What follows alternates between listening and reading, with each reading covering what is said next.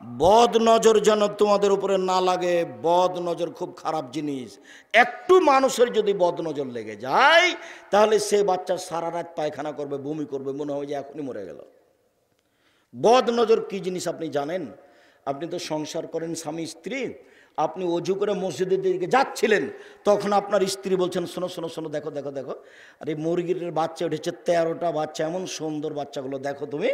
আপনি দেখে গেলেন, দেখে সলাত আদায় করে আপনি আসছেন, তো আপনার স্ত্রী বলছে আরে শুনেছ, তুমি মসজিদে যেতে না যেতে চিলে 3টা বাচ্চা নিয়ে চলে গেছে।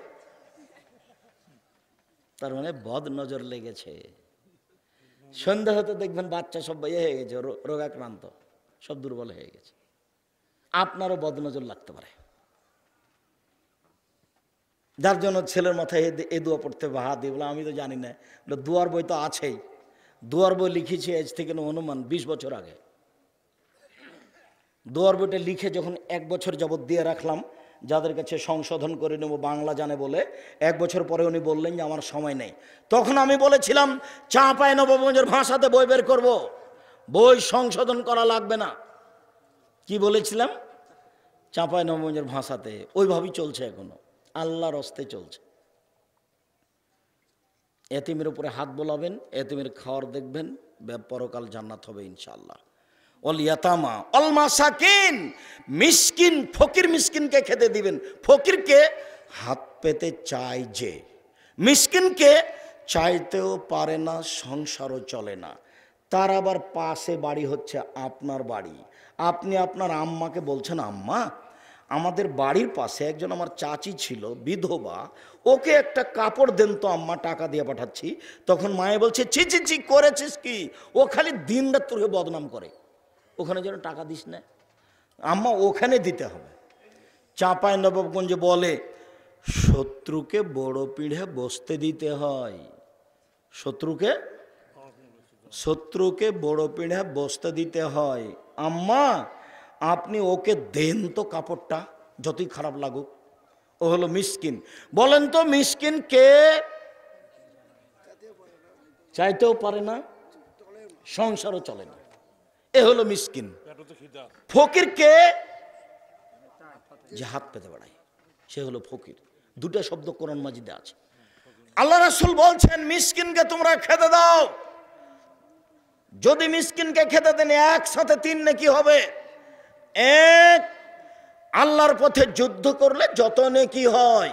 2, নিয়মিত তাহাজ্জুদ পড়লে যত নেকি হয়। 3, নিয়মিত নফল রোজা থাকলে যত নেকি হয়। 3টা মিলে যত নেকি হয়, ফকির মিসকিনকে খেতে দিলে তত নেকি হয়। বুখারী মুসলিমের হাদিস।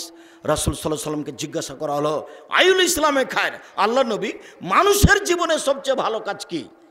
মানুষ তো অনেক কাজ করে, সালাত আদায় করে, সিয়াম পালন করে, তো মানুষের জীবনে সবচেয়ে ভালো কাজ কি? তখন আল্লাহ রাসূল বললেন তুতিমুত্তামা তাকরাউস সালাম আলা মান আরাফতা ওয়া মান লাম তারিফ, তুমি যাকে চিনো তাকেও খেতে দিবা, তুমি দুস্থ গরিব ফকির মিসকিনকে খেতে দিবা, এটাই হলো তোমার জীবনের সবচেয়ে ভালো কাজ। দুস্থ গরিব ফকির মিসকিনকে খেতে দিবা, এটাই হলো তোমার জীবনের সবচেয়ে ভালো কাজ। আপনি মনে রাখবেন, নামাজ পড়ে জান্নাত পাওয়া যায়, জান্নাত কিনা যায় না। হজ করে জান্নাত পাওয়া যায়, জান্নাত কিনা যায় না। সিয়াম পালন রোজা থেকে জান্নাত পাওয়া যায়, জান্নাত কিনা যায় না। তাসবিহ তাহলিল জিকির আজকার করে জান্নাত পাওয়া যায়, জান্নাত কিনা যায় না। দান করে জান্নাত কিনা যায়, যা দান করে জান্নাত কিনা যায়। আল্লাহ বলছেন পৃথিবীর মুসলিম পুরুষ নারী শুনে রেখো, আমি তোমাদের জান এবং মালের বিনিময়ে জান্নাত তোমাদের কাছে বিক্রি করে দিলাম, তোমরা জান্নাত কিনে নাও। টাকা দিয়ে জান্নাত কিনে নেওয়া যায়, সেটা হলো দান। এরপরে রাসূল আল্লাহ তাআলা বলেন অবেদিল কুরবা ওয়াল ইয়াতামা ওয়াল মাসাকিন ওয়াল জারিদিল কুরবা, নিকট প্রতিবেশী দূর প্রতিবেশী এদের সাথে ভালো আচরণ করো, জান্নাত হবে। প্রতিবেশীর সাথে টিকা খুব কঠিন। রাসূল সাল্লাল্লাহু আলাইহি সাল্লাম বলছেন যে ব্যক্তি আল্লাহকে বিশ্বাস করে, পরকালকে বিশ্বাস করে, সে যেন প্রতিবেশীকে কষ্ট না দেয়। রাসূল সাল্লাল্লাহু আলাইহি সাল্লাম বলছেন আল্লাহর কসম ও মোমেন নয়, আল্লাহর কসম ও মোমেন নয়, আল্লাহর কসম ও মোমেন নয়। সাহাবীগণ বললেন কে মুমিন নয়? আল্লাহ নবী বললেন, মাল্লা ইয়ামান জারুহ বাওয়াইকাহু, যে তার প্রতিবেশীকে কষ্ট দেয় সে মুমিন নয়। রাসূল সাল্লাল্লাহু আলাইহি সাল্লাম বললেন, লা ইয়াদখুলুল জান্নাতা মান লা ইয়ামান জারুহ বাওয়াইকাহু, যে তার প্রতিবেশীকে কষ্ট দেয় সে জান্নাতে যাবে না। রাসূল সাল্লাল্লাহু আলাইহি সাল্লাম বললেন, আউয়ালু খাসমানি ইয়াউমাল কিয়ামাত জারাইন, বিচার মাঠে দুইজন প্রতিবেশীর বিচার সর্বপ্রথমে হবে। আব্দুর রাজ্জাক সাহেব থামেন থামেন থামেন, আব্দুর রাজ্জাক সাহেব থামেন, আপনি বলেছেন নামাজের বিচার প্রথমে হবে। বিচারের মাঠে কিসের বিচার প্রথমে হবে? সলাতের, নামাজের। আজকে যে বলছেন দুই প্রতিবেশীর, আল্লাহর হকে প্রথম বিচার হবে সলাতের, আর মানুষের হকে প্রথম বিচার হবে দুই প্রতিবেশীর। এই ছেলে, তুমি আমাকে প্রয়োজন দেখায় না, আমরা খুব তাড়াতাড়ি আলোচনা শেষ করব ইনশাআল্লাহ। সম্মানিত দিনী ভাই বোন, একবার আল্লাহর নবী বলেছেন সলাতের বিচার প্রথমে হবে, আর একবার বলেছেন দুই প্রতিবেশীর বিচার প্রথমে হবে। তাহলে আপনি এখন কিভাবে বুঝতে পারবেন এই আলোচনা? আল্লাহর হক হলো হজ করা, সলাত আদায় করা, সিয়াম পালন করা, দান খায়রাত করা, যার নামে ইবাদত। তো আল্লাহর হকে প্রথম বিচার হবে নামাজের। মানুষের হক হলো জানাজায় যাওয়া, মানুষের হক হলো মানুষ দাওয়াত দিলে খেতে যাওয়া, মানুষের হক হলো প্রতিবেশীর খবর রাখা, মানুষের হক হলো প্রতিবেশীর সাথে ভালো আচরণ করা। তো মানুষের হকে প্রথম বিচার কার হবে? প্রতিবেশীর। বোঝা গেল না? আরো কথা আছে এখানে জরুরি। রাসূল সাল্লাল্লাহু আলাইহি ওয়াসাল্লাম বলছেন, আর বললি সাদা, চারটা জিনিস আছে যার সুখময় জীবন তার, চারটা জিনিস আছে যার সুখময় জীবন তার, চারটা জিনিস আছে যার সুখময় জীবন তার। এক, আলমারাতু সলেহা, ভালো স্ত্রী। দুই, আল জারু সলেহ, ভালো প্রতিবেশী। তিন, আল মারকাবুল হানি, একটা ভালো গাড়ি, চাকা নষ্ট হয় না। চার, আল বাইতুল ওয়াসে, প্রশস্ত ঘর। অন্তত মেহমান যে ঘরে বসবে সেই ঘরকে প্রশস্ত হতে হবে। চারটে জিনিস। দেখি আপনি সিরিয়াল বলতে পারেন কিনা। মানুষের সুখময় জীবনের জন্য কয়টা জিনিস লাগে? চারটে। এক,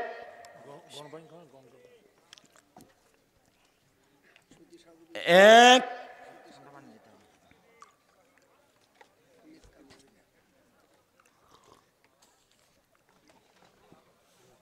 খারাপ প্রতিবেশী। তিন, আসু ও আলহানি মারকাব, একটা খারাপ গাড়ি, বারবার চাকা নষ্ট হয়ে যায়।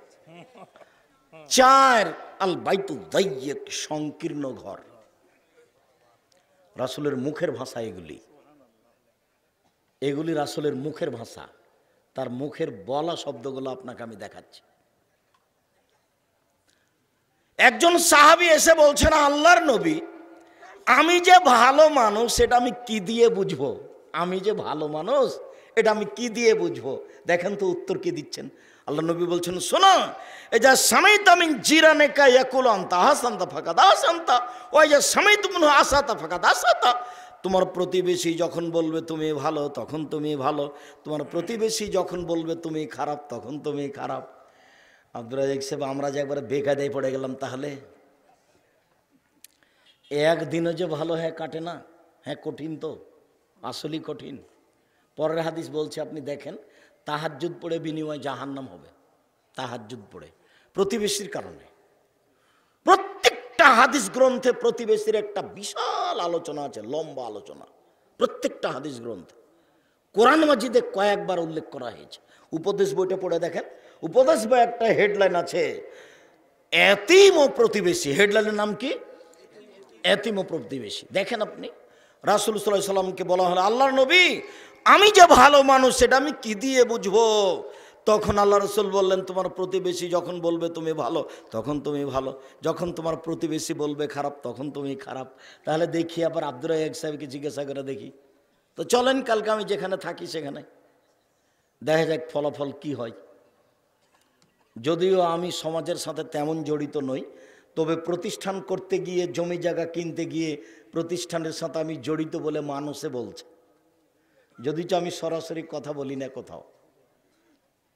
এখন ভালো মন্দ হলে জামিয়া সালাফের ডাঙ্গিপাড়াতে ঢোকার সময়তে হাতের বামে একটা 2 তলা লম্বা বাড়ি দেখা যাবে, ওটার আমার 10 লক্ষ টাকা দেওয়া আছে। টাকা দেওয়ার পরে জমিয়ে দেয়নি, তারপর ও নিজে জোর করে বাড়ি করেছে। জুমার খুতবাতে আমার বলা আছে, ঢোকার সময় তো দেখবেন 2 তলা লম্বা, এটার আমার 10 লক্ষ টাকা দেওয়া আছে কেনার জন্য। সেটা রেজিস্ট্রিও দেয়নি, সেটা এখনো আছে। কেউ যদি বলে যে আব্দুর রাজ্জাক সাহেব আমাদের সাথে গন্ডগোল করছে, বলতেও পারে। যদি তোমার প্রতিবেশী বলে ভালো তাহলে তুমি ভালো, যদি তোমার প্রতিবেশী বলে খারাপ তাহলে তুমি খারাপ। আব্দুর রাজ্জাক সাহেব একজনের কথাই কি ফাইনাল? হ্যাঁ, তা নয়, আল্লাহ আলাম, উনি তো মানুষের অন্তর্যামী, বিচার তো তার উপরেই হবে। আপনি ভালো আচরণ করতে থাকেন তো প্রতিবেশী আপনাকে এক সময় ভালো বলবে ইনশাআল্লাহ। আবু হুরায়রা রাদিয়াল্লাহু তাআলা আনহু বলেন, রাসূল সাল্লাল্লাহু আলাইহি সাল্লামের সামনে বলা হলো, তুজকারু ফুলালাতুন লিকাসরাতি সালাতিহা সিয়ামিহা সাদাকাতিহা গায়রা নাহা তুজি জিরানেহা। আল্লাহ রাসূল, অমুক মহিলার কথা বলা হচ্ছে, ও বেশি বেশি তাহাজ্জুদ পড়ে, বেশি বেশি নফল সিয়াম রোজা থাকে, বেশি বেশি দান খায়রাত করে, তবে প্রতিবেশীকে কষ্ট দেয়। আল্লাহ রাসূল বলেন, হেয়া ফিন্নার, ও জাহান্নামে যাবে। হাদিস তিরমিজি সহিহ। আবার দেখেন, ওর কাজ 3টে, প্রত্যেকটাই জান্নাত পাওয়ার সমান। 1, রাতে তাহাজ্জুদ, এটা বিশাল ব্যাপার। 2, নিয়মিত রোজা, বৃহস্পতিবার সোমবার, প্রতি মাসে 3টে, জান্নাতে যাবেই। 3, দুস্থ গরিব ফকির মিসকিনকে খেতে দেয়, এটা তো আরো উপরে চলে গেছে। যাতে জান্নাত কিনা যায়, যাতে জান্নাত কিনা যায়। এখন 4 নম্বর বাক্যে বলা হচ্ছে, ও প্রতিবেশীর সাথে খারাপ আচরণ করে। তখন আল্লাহ রাসূল উত্তরে বলেন, হিয়া ফিন্নার, ও জাহান্নামে যাবে। কি হলো তাহলে? প্রতিবেশীর ব্যাপারে খুব সাবধান। প্রতিবেশী বাড়িতে এসে শুনছেন যে প্রতিবেশীর ছাগলে আপনার সিম গাছ কেটে দিয়েছে, সিম ধরে ধরে ফুল এসেছে। এখন আপনি রাত্রে আসতে আপনার স্ত্রী যে কত কি বলল, এমন কি বলল যে আমি ওর ছাগলের কথা বলতে গিয়ে ও আমাকে দরজায় মারতে আসে। তখন আপনি তো বগুড়ার মানুষ, টাকা পয়সাও ভালো আছে, একেবারে উত্তরবঙ্গের কেন্দ্রীয় প্রবেশদ্বারে আছেন আপনারা, ঢাকার সাথে সরাসরি যোগাযোগ, টাকা পয়সা ভালো। এখন আপনি বলছেন, এই কে রে, চল তো ওর নামে মামলা দেওয়াকে, জেলে ঢোকে আগে। এইটা কি করবেন? না, আগে তার বাসায় গিয়ে বলবেন, ভাইজান আপনার ছাগলে আমার সিম গাছ খাওয়াই, আমার মনে হচ্ছে আমার স্ত্রী আপনাকে কিছু বলেছে, আপনি মাপ করেন, আমি মাপ চাইতে এসেছি। পারবেন বলতে? মনটা তো চাচ্ছে যে ওকে মারবো, তারপরে কিছু করবো। আমারই গাছ খেয়েছে, আমি ক্ষমা চাইতে যাব? রাসূল সাল্লাল্লাহু আলাইহি সাল্লাম বলেন, লাইসাল মুকালাবাল লাইসা বিতাওয়াসুল, পরস্পরে ভালোবাসা দেখাতে হবে, তার নাম ভালোবাসা নয়। এজা কতিয়াত ওসালাহু, প্রতিবেশী যত ভালোবাসা কেটে দিবে তত গড়াতে হবে, তার নাম ভালোবাসা। লাইসাল ওয়াসিলু বিল মুকাফি, ও আমার সাথে ভালোবাসা গড়াচ্ছে তাই আমি গড়াবো, তার নাম ভালোবাসা নয়, তার নাম আত্মীয়তা নয়। ও আমার সাথে আত্মীয়তা সম্পর্ক ছিন্ন করেছে, আমি তার সাথে গড়াবো, এর নাম আত্মীয়তা।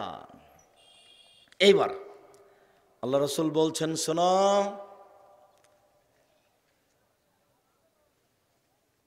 আল ওয়াসালো, আত্মীয়তা, আয়ার রহমানো মিন্নি, সদাচরণ, আত্মীয়তা, ভালো আচরণ আমার থেকে নির্গত হয়েছে, মানে ওর নাম রহমান।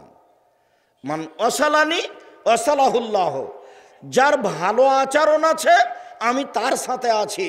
অমান কাতানি কাতাহুল্লাহ, আমার যার সাথে আত্মীয়তা নেই আল্লাহর তার সাথে, যার প্রতিবেশীর সাথে ভালো আত্মীয়তা নেই, সম্পর্ক নেই, আমি আল্লাহ তার সাথে আত্মীয়তা ভালো সম্পর্ক নেই। তাহাজ্জুদ পড়লেও নয়, হজ করলেও নয়।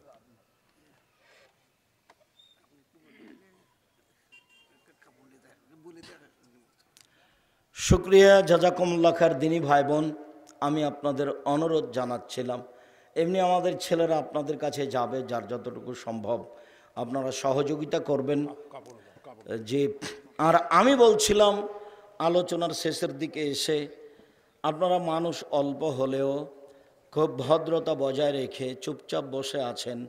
যদিও আপনাদের দেখলে আমি একটু কষ্টবোধ মনে করি, যে মনে হয় আমি 15-20 বছরের মধ্যে এরকম পরিবেশে কথা বলেছি কি না আমার মনে পড়ে না। এরপরেও আমি বলছি যে আপনারা একটা মাদ্রাসা খুলেছেন, ভালোবাসা নিয়ে এসেছেন, খারাপ লাগলেও এর সাথেই থাকতে হবে, অল্প দিন কষ্ট হলেও এর সাথে থাকতে হবে, ফলাফল ভালো হবে ইনশাআল্লাহ। সম্মানিত দিনী ভাই বোন, আমি আরও একটু এই বিষয়ে বলতে চাচ্ছিলাম যে সদাচরণের একটা রূপরেখা আছে, সদাচরণের একটা রূপরেখা আছে। সদাচরণটা আল্লাহর আরশ ধরে এইভাবে ঝুলন্ত আছে। সদাচরণটা আল্লাহর আরশ এইভাবে ধরে বলে, মান অসালানি অসালাহুল্লাহ, যে আমাকে নিবে আল্লাহ তাকে নিবে। অমান কাতানি কাতাহুল্লাহ, যে আমাকে ছেড়ে দিবে আল্লাহ তাকে ছেড়ে দিবে। প্রতিবেশীর সাথে যার সদাচরণ আছে তার আল্লাহ আছে, প্রতিবেশীর সাথে যার সদাচরণ নেই তার আল্লাহ নেই। রাসূল সাল্লাল্লাহু আলাইহি ওয়াসাল্লাম বললেন, সবচেয়ে ভালো মানুষ সেই যে প্রতিবেশীর কাছে ভালো, সবচেয়ে খারাপ মানুষ সেই যে প্রতিবেশীর কাছে খারাপ। আয়েশা রাদিয়াল্লাহু তাআলা আনহা বলেন, যখনই জিবরাইল আসেন তখনই আমাকে বলেন প্রতিবেশীর সাথে ভালো আচরণ করেন। যখনই জিবরাইল আসেন তখনই আমাকে বলেন প্রতিবেশীর সাথে ভালো আচরণ করেন। বলতে বলতে এমন মনে হলো যে জিবরাইল কখন আমাকে বলবেন যে প্রতিবেশীকে জমির অংশ দিতে হবে। ভাবে মনে হচ্ছে প্রতিবেশীকে জমির ভাগ দিতে হবে। এমন পর্যায়ে চলে গেলেন জিবরাইল। সম্মানিত দিনী ভাই বোন, আমরা আপনাদেরকে এই দেখি এই মহিলা মাদ্রাসার কি নামটা, খাদিজা রাদিয়াল্লাহু তাআলা মহিলা মাদ্রাসা ও ইয়াতিমখানার উদ্যোগে এই সম্মেলন। আমি আপনাদেরকে এই খাদিজা মহিলা মাদ্রাসার জন্য আন্তরিকভাবে দোয়া করার ব্যাপারে অনুরোধ জানাচ্ছি। সাথে সাথে 22-23 ডিসেম্বর জামিয়া সালাফিয়া ডাঙ্গিপাড়ায় সালাফি কনফারেন্স, এখানে সবাই মিলে প্রস্তুতি নিয়ে যাওয়ার জন্য করে থাকি। ফাস্তাগফারতানি, তুমি আমার কাছে ক্ষমা চাইলে ক্ষমা করে দিব। ওয়ালা উবালি, আমি পরোয়া করি না তুমি কত বড় পাপী, আমি পরোয়া করি না তুমি কত বড় পাপী। তুমি যেভাবে ডাকো আমি সেভাবে থাকি, তুমি যেভাবে আশা পোষণ করো আমি সেভাবে পূর্ণ করে থাকি। ইয়াবনা আদম লা বালাগাত জুনুবুকানার সামায়ে, আদমের ছেলে মেয়ে শোনো, তোমাদের পাপ বেশি হতে হতে যদি আকাশে লেগে যায়, পাপ আর পাপ, ফাস্তাগফারতানি, এরপরে যদি তুমি আমার কাছে ক্ষমা চাও ক্ষমা করে দেব। আল্লাহ উবালি, আমি পরোয়া করি না তুমি কত বড় পাপী, তুমি যেভাবে ডাকো আমি সেভাবে থাকি, তুমি যেভাবে আশা পোষণ করো সেভাবে আমি পূর্ণ করে থাকি, আমি পরোয়া করি না তুমি কত বড় পাপী। আদম সন্তান মনে রেখো, এই পর্যন্ত দুনিয়ায় বিচারের মাঠে যেদিন তোমরা আমার সামনে উপস্থিত হবে, পাপ নিয়ে আকাশ জমিন পরিমাণ পাপ, সেদিন আমি বলবো ইয়াবনা আদম লা আতাইতানি বিকরাবিল খাতায়া সুম্মা লাকিতানি লা তুশরিক বিশায়া লা আতাইতুকা বিকরাবিহা মাগফিরা। আজকে তোমরা উপস্থিত হয়েছে বিচারের মাঠে আকাশ জমিন পরিমাণ পাপ নিয়ে, আমিও সেই পরিমাণ ক্ষমা নিয়ে উপস্থিত হয়েছি। যদি শিরক না থাকে, তোমার যেই পরিমাণ পাপ আমার সেই পরিমাণ ক্ষমা, তোমার যেই পরিমাণ পাপ আমার সেই পরিমাণ ক্ষমা, তোমার পাপ যত আমার ক্ষমা তত, তোমার পাপ যত আমার ক্ষমা তত। যদি শিরক না থাকে, শিরক করে মারা গেলেও জাহান্নামে যাবে, শিরক মুক্ত অবস্থায় মারা গেলেও জান্নাতে যাবে। উত্তরবঙ্গের লোক শিরক কম করে, নোয়াখালী, ফরিদপুর, চট্টগ্রাম, সিলেট, বরিশাল এইসব ডিস্ট্রিক্টের মানুষ শিরক বেশি করে।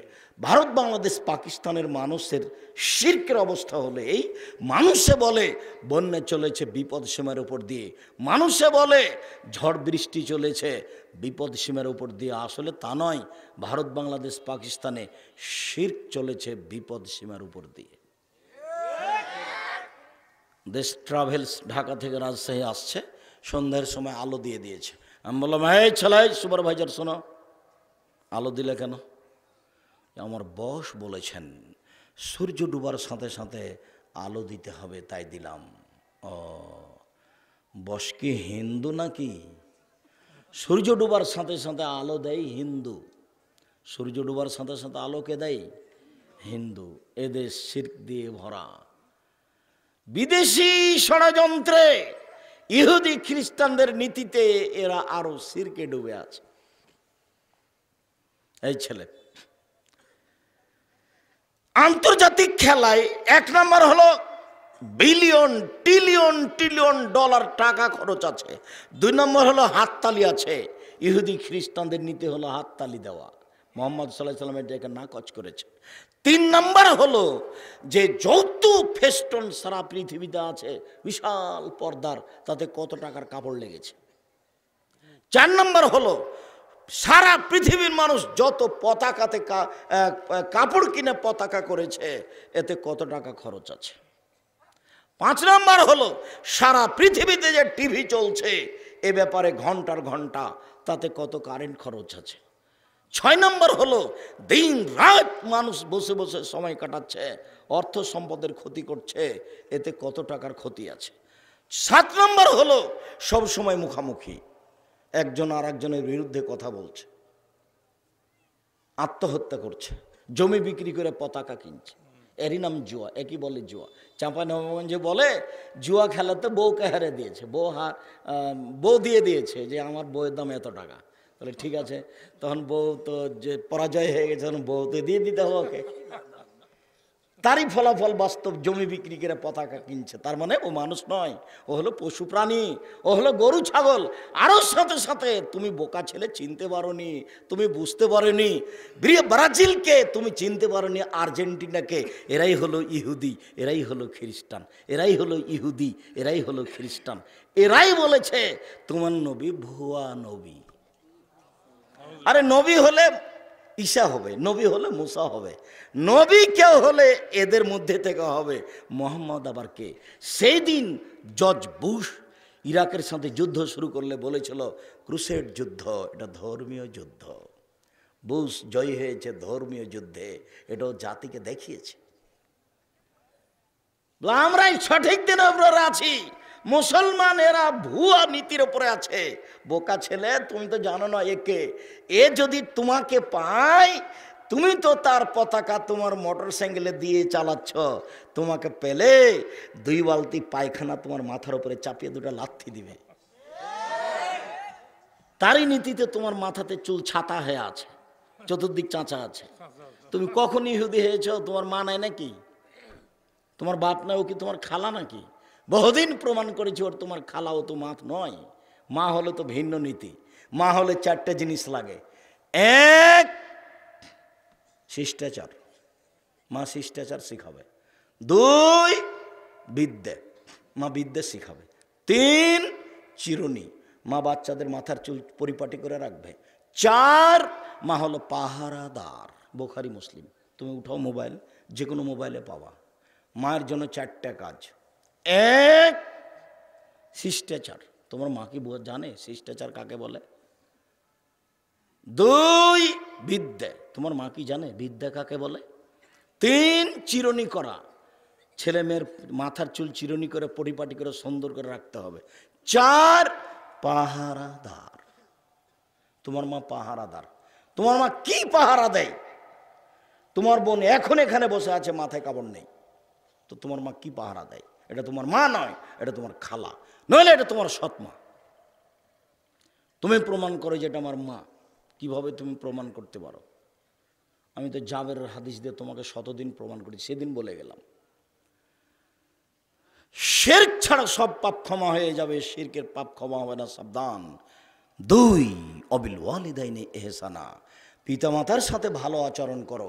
আল্লাহর সাথে ভালো আচরণ করো মানে শিরক করো না। নবীর সাথে ভালো আচরণ করো মানে বিদাত করো না। বাপ মায়ের সাথে ভালো আচরণ করো মানে স্বাভাবিক জীবনে সবচেয়ে শ্রদ্ধেয় মানুষ পিতামাতা। 4 শ্রেণীর মানুষ জান্নাতে যাবে না, তার 1 শ্রেণীর মানুষ বাপকে মানে না, যে মাকে মানে না। যে একজন লোক রাসূলের সামনে এসে বলছে, আল্লাহর নবী, আমার বাপ মা আমার কাছে কি পায়, আমি আমার বাপ মার কি করতে পারি? তখন আল্লাহ রাসূল বলছেন, বলো কি, তোমার বাপ মা তোমার কাছে কি পায়? মানে হুমা জান্নাতুকা নারকা, তারাই দুজন তোমার জাহান্নাম, তারাই দুজন তোমার জান্নাত। বাপ মা তোমার জাহান্নাম, বাপ মা তোমার জান্নাত, ওরাই তোমার জাহান্নাম, ওরাই তোমার জান্নাত। বাপ মা তোমার জাহান্নাম, বাপ মা তোমার জান্নাত। আল্লাহ বলছেন তোমরা বাপ মায়ের সাথে ভালো আচরণ করো। রাজশাহীর মেয়র একদিন নওদাপাড়ায় এসেছেন, তো শাহ মকদম থানার ওসি মেয়রের সামনে এইভাবে দাঁড়ালছেন, আমার দিকে দেখেন, কতদিন দেখেন আপনাকে, এইভাবে দাঁড়িয়ে বলছে, স্যার এখন কি করব স্যার? ব্যাপারটা কি? কোরআনে যেভাবে বলা হয়েছে সেভাবে এইভাবে ছেলে বাপ মায়ের কাছে দাঁড়াবে, তো বাপ মা নয় এইখানে এভাবে, মানে এটা তো মানে চট করে অবস্থা। আমি ওখানে পাশে বসেছিলাম, অবস্থাটা দেখে মানে ওরে, এটা তো বাপ মায়ের সামনে, এই অবস্থাতে বাপ মায়ের সামনে আল্লাহ বলছেন, এই শক্ত করে কথা বলতে পাবা না বাপ মায়ের সামনে, এই জোরে হেঁটে যেতে পাবা না, এই হাত উঁচা করে হেঁটে যেতে পাবা না, হাত নিচু করে নরম হয়ে যেতে হবে।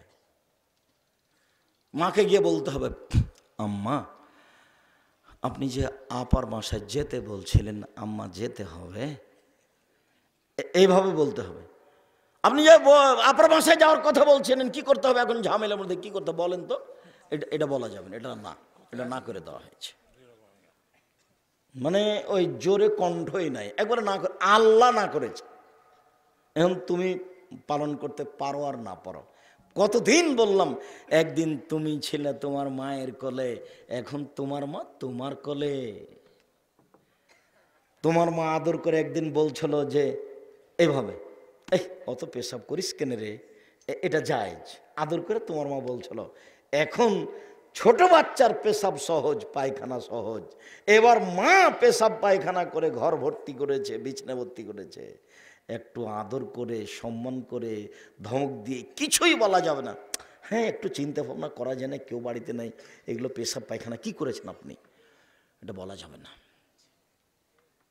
এসে যদি আপনি বলেন আপনার স্ত্রীকে, আমার মাকে তুমি দেখোনি কেন, তখন আপনার স্ত্রী বলছে, তোমার মাকে তুমি দেখো গা, তোমার মা আমাকে অকথ্য ভাষায় গালি দেয়। তোমার মাকে দেখতে হবে মানে আপনার মা অকথ্য ভাষায় গালি দেয়, এ কথাও ঠিক, যা বলে সবই উল্টা।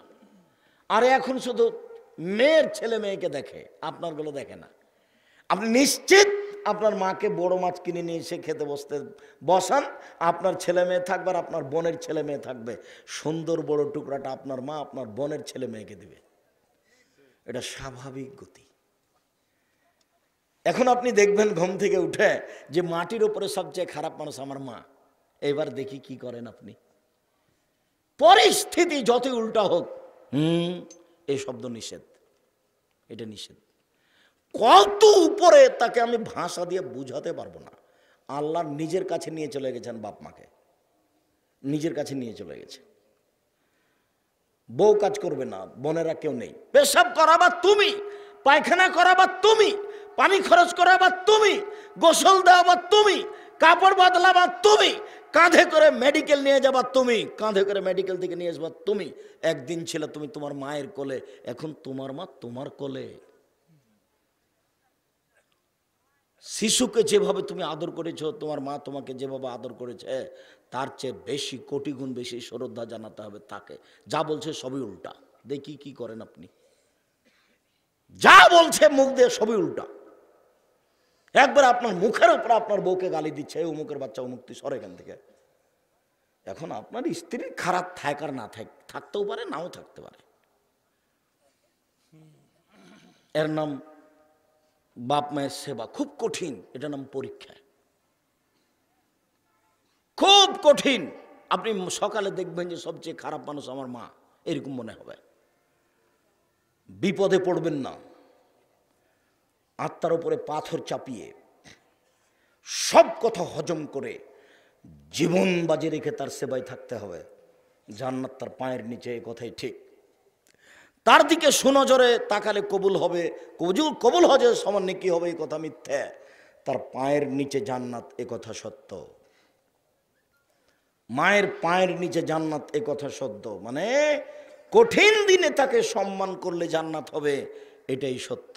মহান আল্লাহ বলেন, পৃথিবীর মানুষ তোমরা এক আল্লাহর ইবাদত করো, তার সাথে বিন্দুমাত্র শরিক করো না।